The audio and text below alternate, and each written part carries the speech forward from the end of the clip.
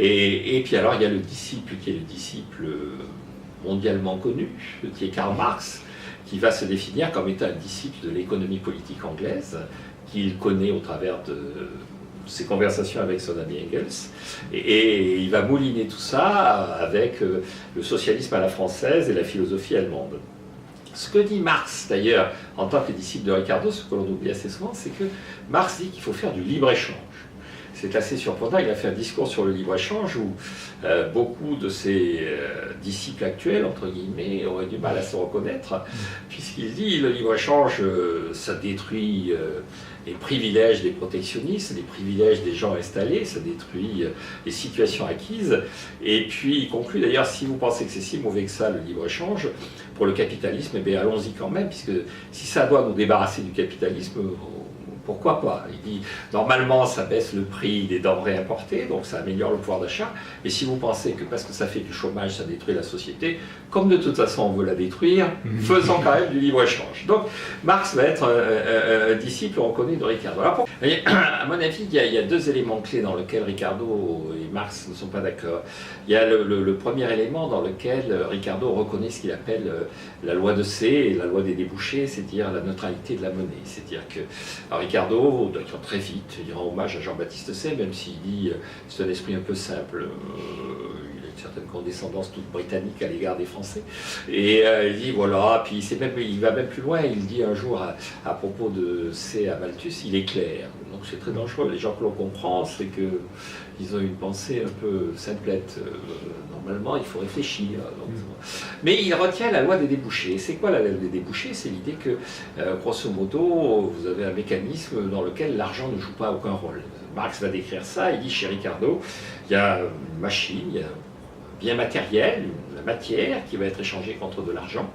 Et une fois qu'on a cet argent, eh bien de nouveau on va acheter une autre matière. Donc la monnaie sert à fluidifier le marché. La monnaie est une façon de faire qu'on ne soit plus en état de troc, parce que le troc c'est compliqué à organiser. Mais fondamentalement, l'échange reste de la même nature que dans le troc. On échange des heures de travail contre d'autres heures de travail, un produit issu d'heures de travail contre un produit issu d'heures de travail équivalentes. Et donc il y a une séquence que Marx décrit en disant il y a marchandise, argent, marchandise, M-A-M'.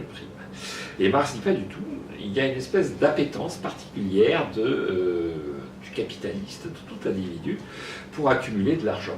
Le capitaliste ne fait pas ce qu'il fait, ne s'excite pas comme il le fait pour accumuler des marchandises, échanger des marchandises, c'est qu'il a un rapport à l'argent, qui lui donne une propre valeur à l'argent. Pour lui, l'argent n'est pas neutre, il n'y a pas de neutralité de la monnaie. Et donc Marx dit la vraie séquence, c'est j'ai de l'argent, avec cet argent j'ai investi, avec cet investissement je fabrique une machine, et je fabrique des biens matériels, et ces biens matériels, eh bien, je les échange contre une autre somme d'argent, normalement supérieure à la somme d'argent initiale que j'avais mise dans le circuit. Et donc le véritable circuit, c'est A, M, A'. Le but du capitaliste, c'est d'accumuler de l'argent. Et donc cette cupidité, cette avidité du capitaliste donne sens à l'argent qu'il n'y a pas chez les classiques. La deuxième reproche, la deuxième critique que fait Marx vis-à-vis de Ricardo, c'est sur le chômage et l'armée de réserve du capital. C'est-à-dire que Ricardo considère que, grosso modo, si on laisse les salaires s'établir, si on les laisse se former librement, eh bien, il n'y aura pas de chômage, le salaire baissera tant qu'il y a du chômage. De toute façon, il y a un moment où le salaire ne pourra plus baisser parce qu'on atteindra le minimum vital, et à ce moment-là, les entreprises, si elles veulent trouver des gens pour travailler, seront obligées de payer ce minimum vital, et donc ce mécanisme de marché va établir un équilibre sur le marché du travail qui fait qu'il n'y aura pas de chômage. Et Marx dit, pas du tout, le rapport de force étant ce qu'il est, il va y avoir des situations dans lesquelles les attentes des salariés ne seront pas, enfin le minimum vital ne sera pas garanti par le système, et donc va arriver une armée de réserve du capital, une masse de gens qui seront au chômage, quoi qu'il arrive. Alors, Ricardo va inspirer une loi qui est une rapport que va faire d'ailleurs Senior sur la libéralisation du marché du travail, qui intervient en 1834 au Royaume-Uni. Et l'idée, c'est si vous faites ça, il n'y aura plus de chômage au Royaume-Uni.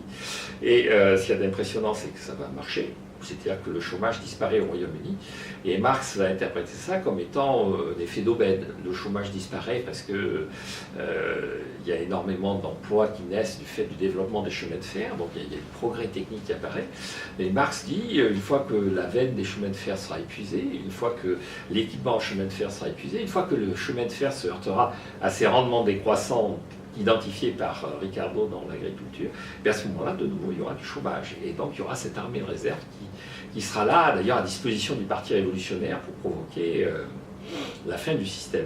Ce qu'il y a d'intéressant chez Marx, c'est que par rapport à ces épigones actuels, il ne pose pas la question en termes d'inégalité. Le problème, ce n'est pas des inégalités, le problème, c'est de la lutte de classe. Le système ne doit pas être corrigé par une réduction des inégalités et par une redistribution.